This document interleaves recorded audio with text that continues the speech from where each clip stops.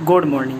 अपने पठन पाठन के कार्य को आगे बढ़ाते हुए आज हम लोग DEd special education VI paper number 6 education of children with low vision इसके एक टॉपिक का अध्ययन करेंगे, जो कि यूनिट सेकंड का एक टॉपिक है। हमारे सेकंड यूनिट का नाम है विजन ट्रेनिंग प्रोग्राम, दृष्टि प्रशिक्षण कार्यक्रम। जो आज हमें पढ़ना है वह है unit 2.4 procedure for increasing visual efficiency, यानी दृष्टि दक्षता को बढ़ाने की प्रक्रिया। देखिए, किसके दृष्टि दक्षता को बढ़ाने की प्रक्रिया की बात हो रही है? लो विजन बच्चे की, अल्प दृष्टि वाले बच्चे की। एक लो विजन वाला बच्चा जो होता है उसके पास कुछ बची हुई दृष्टि होती है, किंतु अज्ञानतावश उसको उसकी दृष्टि का उपयोग करना नहीं सिखाया जाता, या फिर वह बच्चा अपने आप को पूर्णतः दृष्टिबाधित बच्चों की तरह मान के अन्य ज्ञानेंद्रियों की मदद से अपने कार्य को करना सीख लेता है।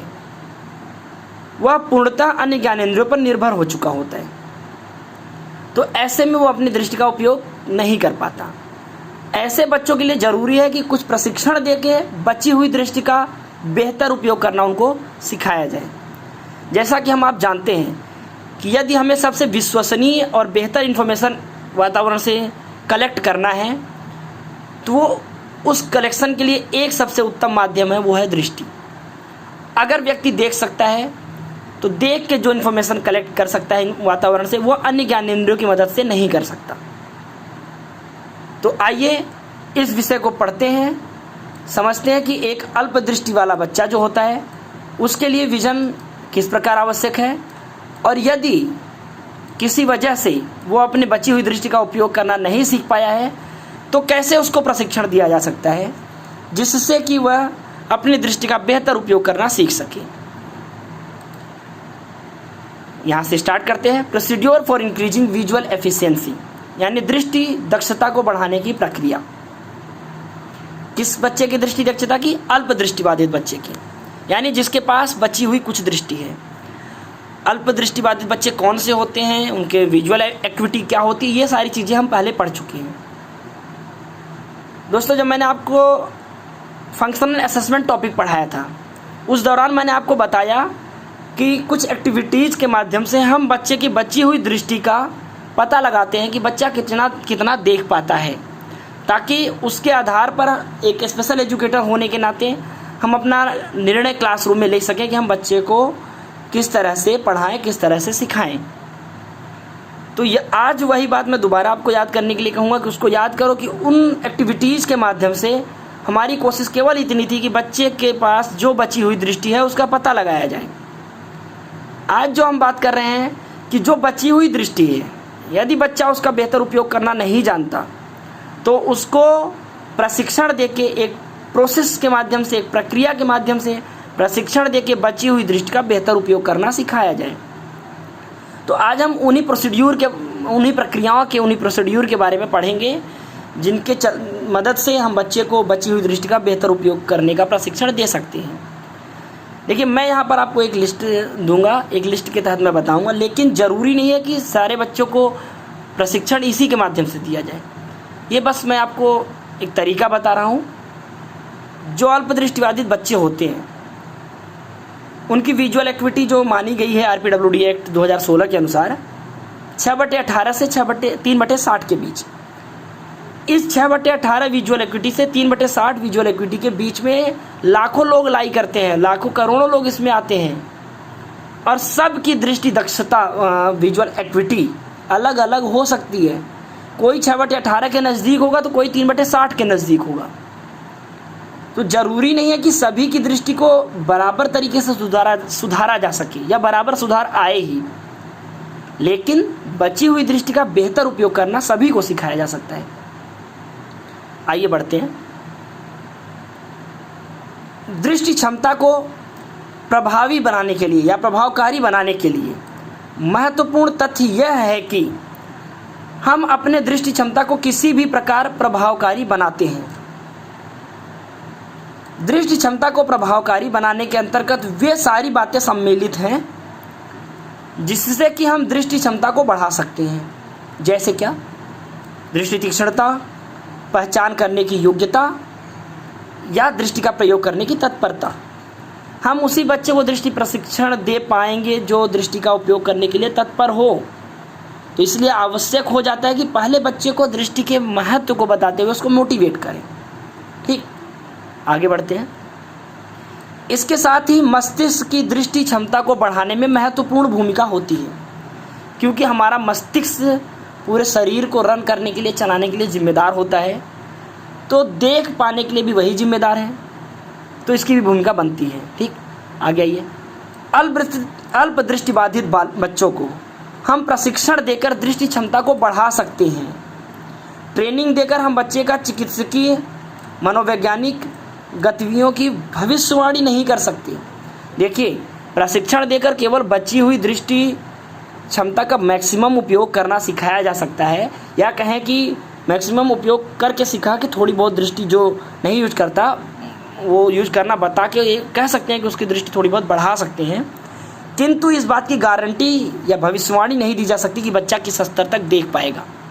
ठीक है, वो डिपेंड करता है कि व्यक्ति कितना अच्छा देख पाता था। अच्छा, दूसरी चीज़, अब मैं जिन एक्टिविटीज़ का यहाँ वर्णन करने जा रहा हूँ उनमें मैंने एक्टिविटीज़ को मूर्त से लेके चल रहा हूँ, उसके बाद मूर्त से बढ़ते हुए क्रियाओं पर, अक्षरों पर, शब्दों पर, अंत में आते आते अक्षरों पर लाऊंगा।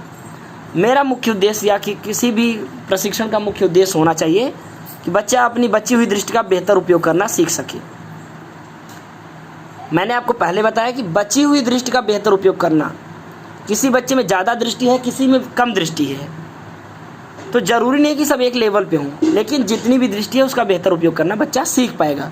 यदि किसी की दृष्टि बहुत अच्छी है तो हमारा उद्देश्य है कि बच्चा अपनी बची हुई दृष्टि को पठन पाठन में उपयोग कर सके।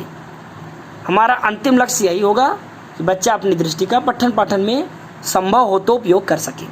ठीक, आइए, पहली एक्टिविटी है वस्तुओं की तरफ ध्यान देना तथा जागरूकता। इसमें क्या है कि बच्चा किसी वस्तु की तरफ कितना ध्यान दे पाता है, इस चीज़ को हमें देखना है। ठीक, देख कर कितना ध्यान दे पाता है, इस बात का ध्यान रखिएगा। तो जो भी वस्तु हम एक्टिविटीज़ में यूज़ करने वाले हैं वो सारी आवाज़ करने वाली उनमें से कोई सी भी नहीं होगी, क्योंकि बच्चे के दृष्टि का प्रशिक्षण करना है।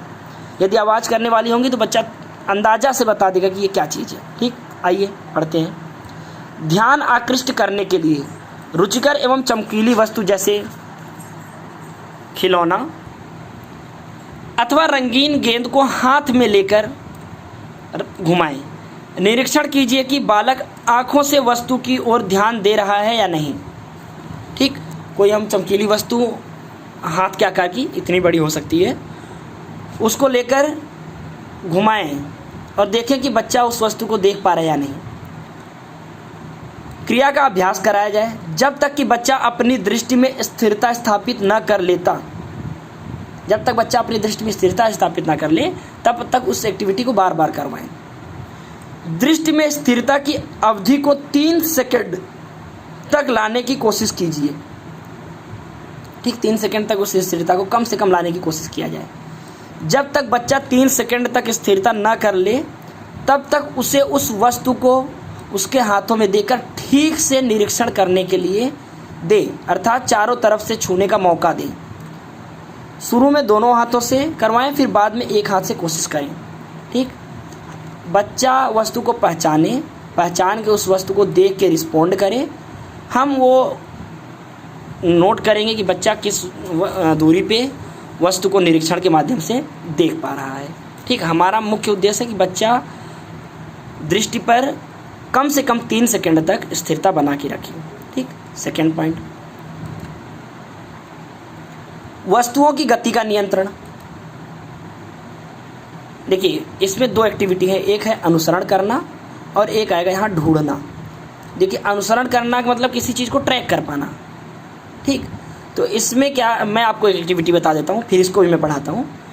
बच्चे को अपने साथ खड़ा कीजिए और अपने हाथ में एक गेंद लीजिए जो कि ज़मीन की पृष्ठभूमि से अच्छे रंग विभेद वाली हो, और गेंद को लुढ़काइए और बच्चे को कहिए जाके गेंद को ले पाए, और वो डिस्टेंस नोट करिए जहाँ बच्चा इंडिपेंडेंटली बिना वस्तु को खोजे सीधा चला गया।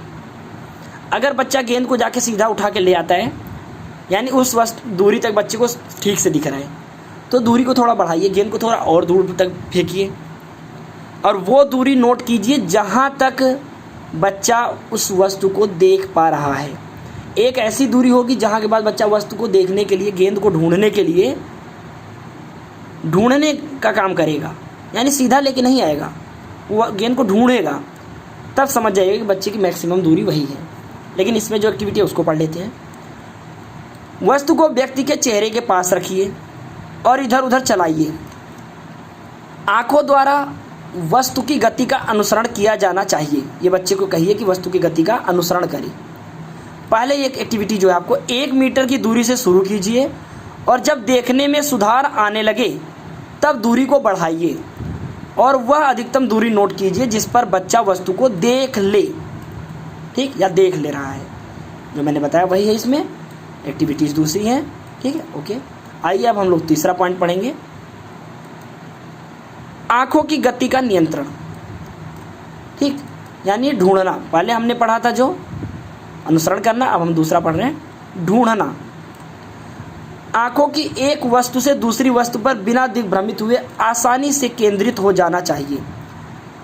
आप एक वस्तु अपने हाथ में लेते हैं और करते हैं कि अपने हाथ से दूसरे हाथ में वस्तु को लेते हैं, कभी ऊपर सर के ऊपर से घुमा के, कभी सर चेस्ट के सामने से घुमा के।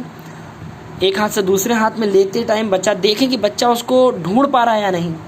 बच्चा आपने दूसरे हाथ में वस्तु पकड़ा, वो देख के दोबारा पहचान पाया या नहीं, ये बता पाया कि किस हाथ में वस्तु है या नहीं, ये सब हमें नोट करना है।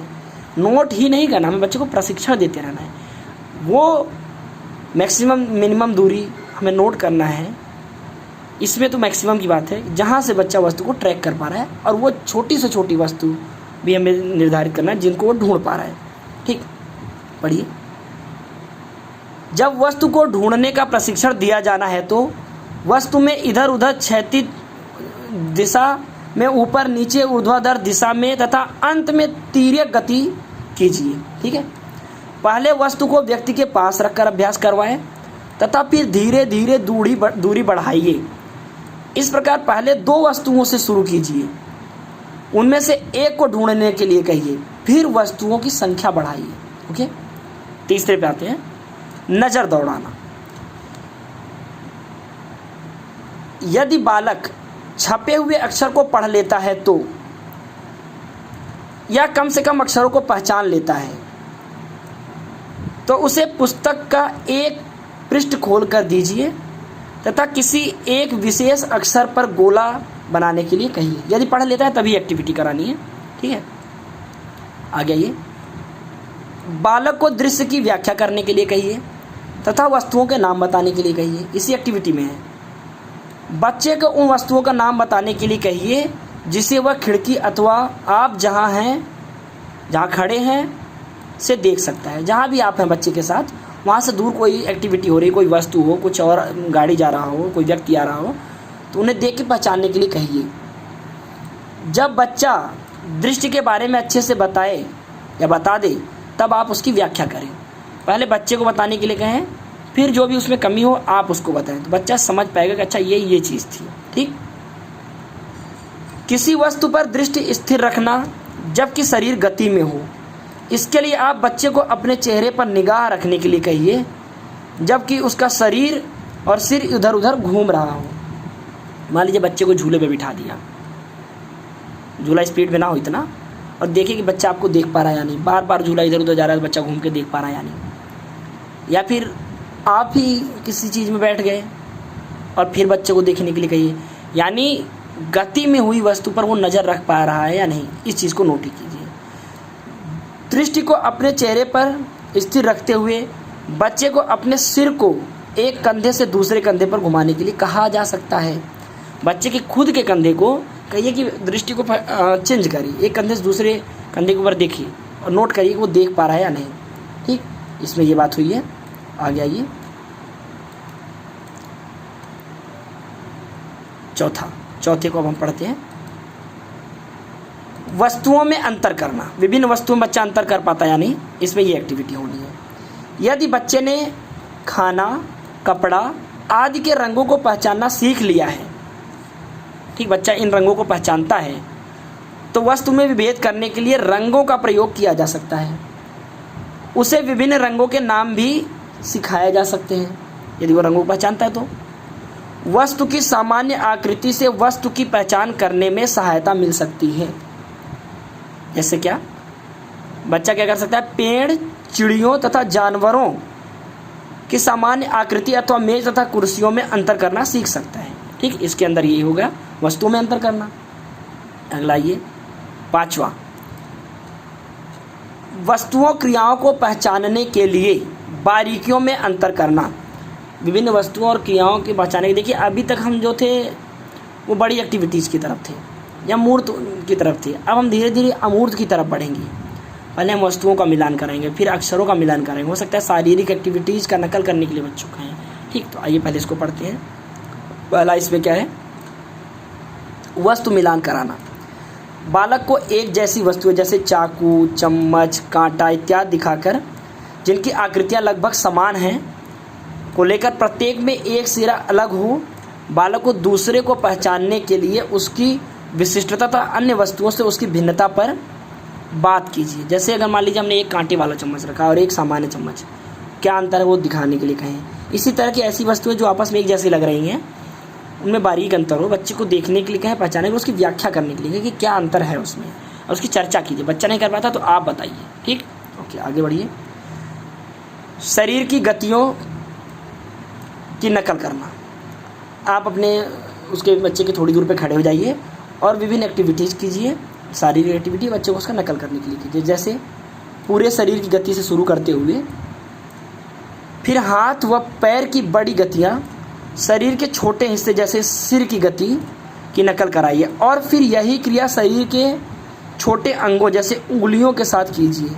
यह प्रक्रिया पहले व्यक्ति को पास में खड़े होकर करने के लिए कहिए, फिर धीरे धीरे दूरी बढ़ाइए। ठीक, पहले बड़ी एक्टिविटी फिर छोटी एक्टिविटी की तरफ बढ़िए और बच्चे को नकल करने के लिए कहिए। ठीक, देखिए बच्चा कितना नकल कर पाता है और किस दूरी से कितनी छोटी एक्टिविटी नकल कर पाएगा, इसका प्रशिक्षण देने की कोशिश कीजिए। इसके लिए बच्चे को तैयार करने की कोशिश कीजिए। अगला पॉइंट, चेहरे के हाव भाव की नकल। आप बहुत अलग अलग मुखाकृति बनाइए और बच्चे को उसका नकल करने के लिए कहिए। जैसे गुस्से वाला चेहरा, हंसने वाला चेहरा, उदास चेहरा, इस तरह से बनाइए और बच्चे को उसका नकल करने के लिए कहिए। देखिए बच्चा आपके चेहरे को देख के कितना नकल कर पाता है। व्यक्ति के सामने 1 मीटर दूरी पर खड़े हो जाइए तथा अपने चेहरे पर विभिन्न हाव भाव बनाइए जिन्हें नकल किया जाना है। जैसे दोनों आँखों को बंद करना, मुंह को खोलना बंद करना, मुस्कुराना, इस तरह का। ठीक, आगे आइए 6, चित्रों की बारीकियों में अंतर। इसके अंदर पहला एक्टिविटी जो है, आकृतियों के अनुसार वस्तुओं के चित्रों को मिलाना। कोई आकृति बनी हुई है और उसके अनुसार वस्तु को चित्रों से मिलाना। ठीक है, आपको हमने अलग फल दे दिया, जानवरों को कुछ शेप दे दिया और उसी तरह की विभिन्न आकृति बनी, बॉल दे दिया। उसके बाद बच्चों को ही इन वस्तुओं को उठा के उनकी आकृति पे रखिए। इससे क्या होगा, बच्चा वस्तुओं को तो देख रहा है, साथ में देख के मिलाने के लिए तत्पर होगा। देखिए मैं आपको बताया था कि धीरे धीरे बच्चे को बची हुई दृष्टि को पठन पाठन में यूज करना है और वहीं हम ले जा रहे हैं बच्चे को। ठीक, आकृति के अनुसार वस्तु के चित्रों का मिलान करना। शुरू में सामान्य आकृति जैसे वर्गाकार, वृत्ताकार आकृतियों का प्रयोग कीजिए। ठोस आकृतियों को ठोस आकृतियों से मिलवाइए, फिर ठोस आकृतियों को उनके रेखा चित्रों से मिलवाइए। पहले पदक्रम में ठोस आकृतियाँ जैसे स्टूल, हाथ तथा फलों के चित्रों का मिलान उनकी बाहर रेखाकृत आकृति से कराना होता है। ठीक, देखिए पहले क्या करिए, आप बच्चे को ठोस वस्तु का ठोस से मिलान कराइए, फिर धीरे धीरे उनके चित्रों से, अब फिर केवल आउटलाइनर वाले चित्रों से उसका मिलान करवाइए। ठीक, इस तरह से आगे बढ़िए। व्यक्ति तथा वस्तुओं वाले ऐसे चित्रों का प्रयोग कीजिए जो एक दृश्य दिखाएं। उदाहरण के लिए सभी व्यक्तियों को ढूंढिए तथा वस्तुओं के नाम बताइए। ठीक, आगे आइए, ये हमारी लास्ट एक्टिविटी है। अक्षरों, संख्याओं तथा शब्दों की पहचान और उसका प्रत्यक्षीकरण। अब हम अक्षरों की तरफ आ गए। अभी तक हम मूर्त वस्तुओं की तरफ से चित्रों पर आए, अब हम अक्षरों पर आ गए। ऐसे आकारों तथा पैटर्न्स का प्रयोग कीजिए जैसे मूल्यांकन के पदाक्रम। इसको बेटा ये रफ कर दीजिए। ठीक, ये जैसे आंतरिक बारीकियों में उपयोग किया गया। आकृतियों की बाहरी रूपरेखा समान होगी, किंतु वस्तुओं के आंतरिक बारीकियों में अंतर होगा, उन्हें पहचाना जाएगा। उदाहरण के लिए सरल तथा वक्र रेखा की नकल करना। ठीक है, इसमें क्या करना है कि आप एक जैसे विभिन्न अक्षर लिख सकते हैं। ये थोड़ा सा अधूरा है, मैं पूरा कर देता हूँ। एक जैसे विभिन्न अक्षरों को लिखिए और बच्चे को उनको मिलाने के लिए कहिए। जैसे मान लीजिए मैंने क्या किया कि यहाँ लिख दिया कमल, यहाँ लिख दिया चमन, यहाँ लिख दिया केला, यहाँ लिख दिया हाथी। ठीक, और इधर मैंने यहाँ हाथी लिख दिया, यहाँ चमन लिख दिया। इस तरह से फिर उसको मिलाने के लिए कहिए और देखिए कि बच्चा क्या उनको मिला पा रहा है या नहीं। और वो बारीक अक्षर, वो लास्ट फॉन्ट अक्षर का आकार नोट कीजिए जो बच्चा देख पाता है। पहले आप अक्षर का आकार बड़ा रखेंगे, बोल्ड रखेंगे, डार्क रखेंगे, फिर धीरे धीरे धीरे उस अक्षर के आकार को कम करते जाएंगे और वो सबसे कम आकार वाला अक्षर नोट करेंगे जिसको बच्चा इंडिपेंडेंटली देख पाया। और ये अभ्यास कराएंगे। देखिए ऊपर की मैंने जो जितनी भी एक्टिविटी बताई आपको, ये एक्टिविटी केवल एक बार नहीं करवाना है, एक बार से प्रशिक्षण नहीं होगा। इन सारी एक्टिविटीज़ की बच्चों को अभ्यास करवाना है, अभ्यास के माध्यम से बच्चा सीखेगा। ठीक, जितने भी एक्टिविटी है एक बार, दो बार, तीन बार, चार बार उनको अभ्यास करवाएं, एक दिन नहीं सीखेगा। चलिए इसके साथ ही मैं आपको अपना ये टॉपिक ख़त्म करता हूँ। आपको बताऊँ कि प्रशिक्षण के माध्यम से बच्चा अपनी बची हुई दृष्टि का बेहतर उपयोग कर सकेगा और हम आप या दृष्टिवान साथी की तरह वो भी देखकर विभिन्न क्रियाओं को कर सकेगा। तो हमारा अंतिम लक्ष्य होना चाहिए कि बच्चे को उसकी बची हुई दृष्टि का बेहतर उपयोग करना सिखाना, जिसके लिए हम उसको प्रशिक्षण दे रहे हैं। हम अपने एक्टिविटीज़ में बच्चे की दृष्टि क्षमता के अनुसार केवल उन्हीं क्रियाओं को शामिल करेंगे जिस लेवल का बच्चे का दृष्टि क्षमता है, जिस लेवल की बच्चे की विजुअल एक्टिविटी है। ठीक, एक्टिविटी निर्धारण करते समय हम बच्चे के पुराने रिकॉर्ड्स यानी मेडिकल रिपोर्ट या फिर फंक्शनल असेसमेंट रिपोर्ट चेक कर सकते हैं, जिसकी वजह से मुझे ये जानकारी मिल जाएगी कि बच्चे का दृष्टि प्रशिक्षण स्टार्ट कहाँ से करना है, शुरू कहाँ से करना है। ठीक है, ओके, थैंक यू।